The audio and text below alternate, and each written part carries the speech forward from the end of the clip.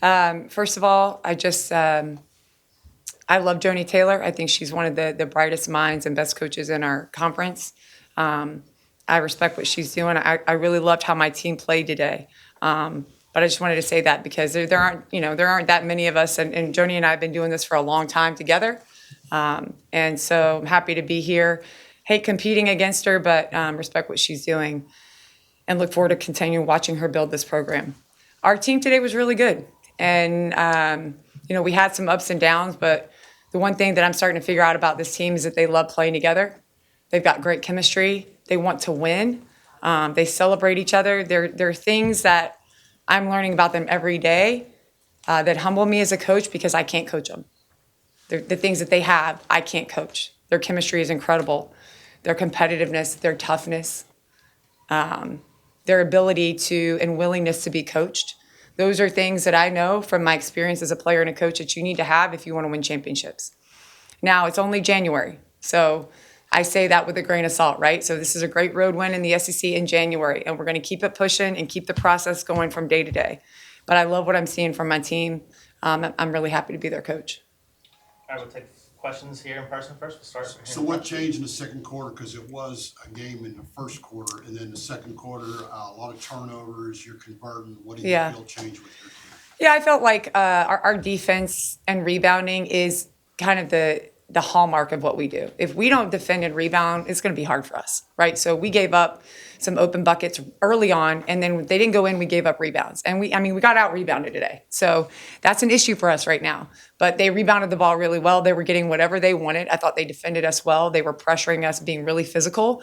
And in the beginning, I didn't think we handled that very well. But I thought that our bench came in and gave us great minutes. Jada Brown, Ayanna Mitchell have been doing that all year. Gave us a little spark defensively. We were able to pick up full court, get some deflections, and get the tempo more used to like what we want, how we want to play. But credit to them because they came out and threw punches.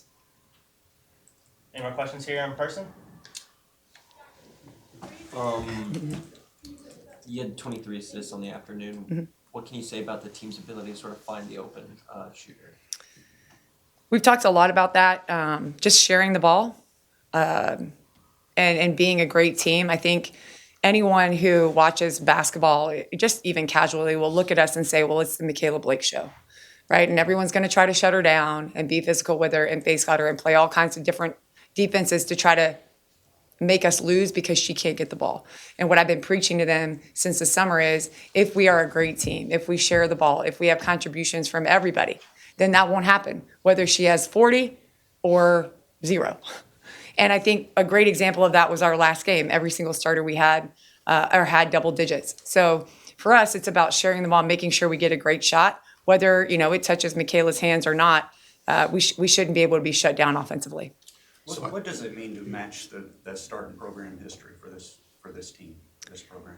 It's an honor, an honor, a blessing, really, and.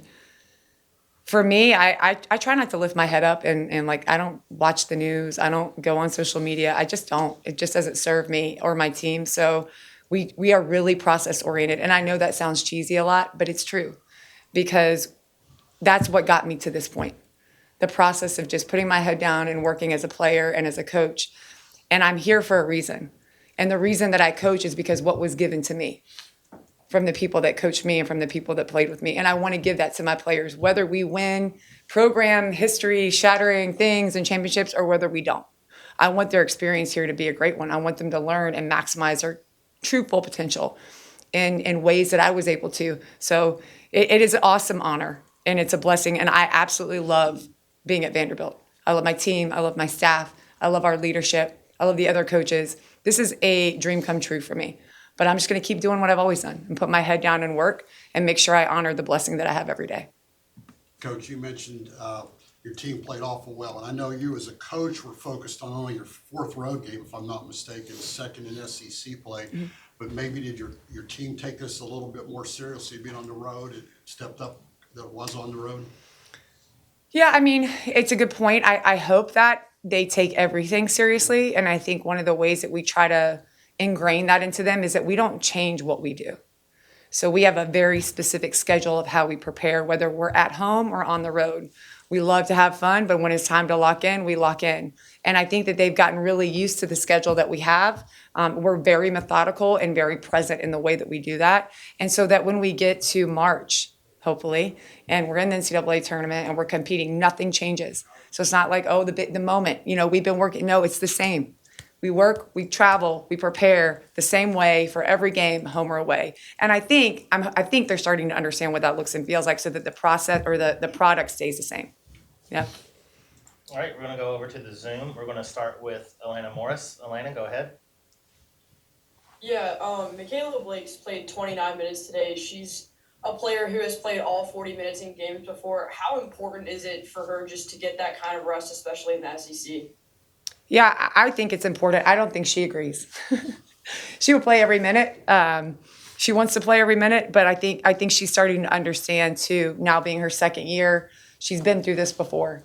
So the moments where we can give her a little bit of a break, and it doesn't have to be when we're up. She should be able to come out of the game when it's a tough game too. And we're going to continue to work towards that with this team, because we have really good players that can step in, so that we don't miss a beat. So those are things that we talk about a lot, but I was happy today that we were able to get everybody, for the most part, on our roster that was healthy into the game. Elena, go ahead and keep on. If anybody else has any questions in the Zoom, please raise your hand. Yeah, I mean, 30-point game against Missouri, 40-point win today. Just what's going right for your team right now, especially, you talk about the margin for error being thin and, of course, finding wins in the SEC, but being able to do it by this amount, I mean, what are you liking about the way your team is playing right now? My team is playing like a team. I mean, look, and I think I knew that before when I was at UConn. I knew what a great team looked like and felt like to coach. And I said this, I think, last game. The argument was always like, well, we have the best players, so of course you're going to win all the games. But I knew that we didn't. It's not possible to have all the best players in the country on one team. That's not possible. But if you have all the right kids, if you have all the right players, and they have bought into not only what you're doing as coaching staff, but each other. They trust each other. They believe in each other, and they have bought into how we operate in our department and in our community. That's special. It is. And I don't know what we're going to accomplish this year. It's one day at a time. I have no idea what this team is going to accomplish. We have big goals and big dreams.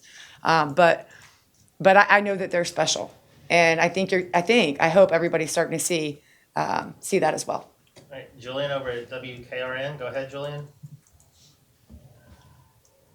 Hey Shea, can you just talk about what Justine just provides for this team, just as a floor spacer? And today, obviously she has 6 threes today.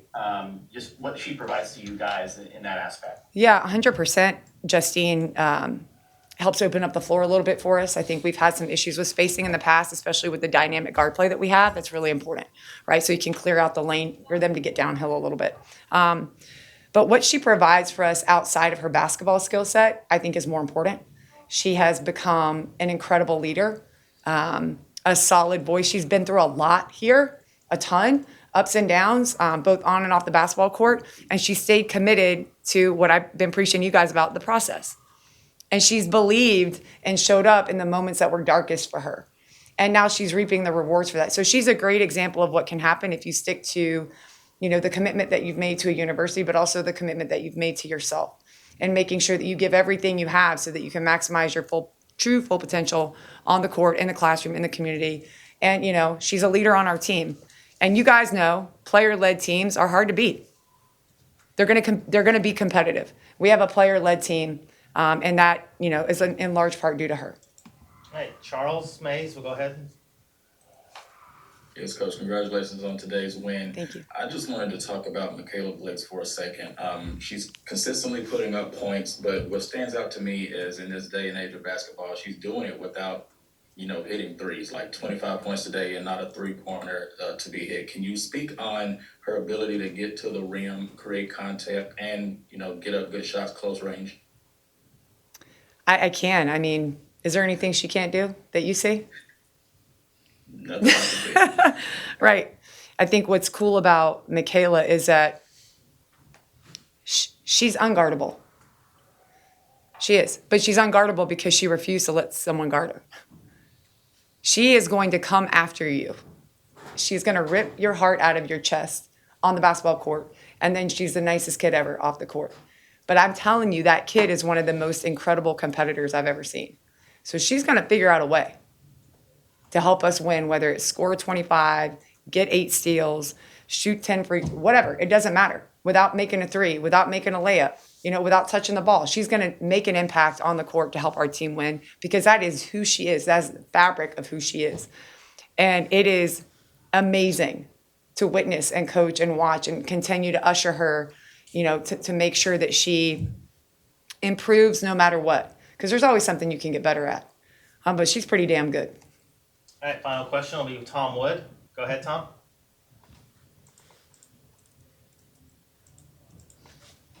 Tom, you're muted. If you can unmute, please. I do that every time. I'm sorry. So can you take us a little through that first quarter? Slow start, strong finish, obviously, but Justine and Aubrey were there, and Michaela wasn't on the scoreboard, but I know she was doing things on the court. But just talk about that, and what clicked finally there from the second quarter on. Yeah, I don't think it's realistic to think that we're going to come out of the gate and play awesome from start to finish, right? It's just not the game of basketball. Game of basketball is a game of runs. So you may be able, you may be getting open shots and they're not going in, or you're not getting stops. You've got to be able to adjust. And what can't change for our team is our energy and our attitude. And what I loved about Michaela today was that her shots weren't falling, but her energy and her attitude did not change. And that can't change, right? So it's not, I hope that we play the perfect game, but no one ever has. So I hate that we had a slow start. But I feel like those moments for us, while they exist, are getting shorter in duration, right? And we're seeing more of, okay, this is what Vanderbilt basketball looks like, no matter who's in the game. So yeah, you want to eliminate them. We haven't gotten quite there yet, but they didn't last a half today. It lasted a quarter. And we're going to keep trying to get that number down. Whenever it happens. We got to limit the minutes of basketball that we play that way.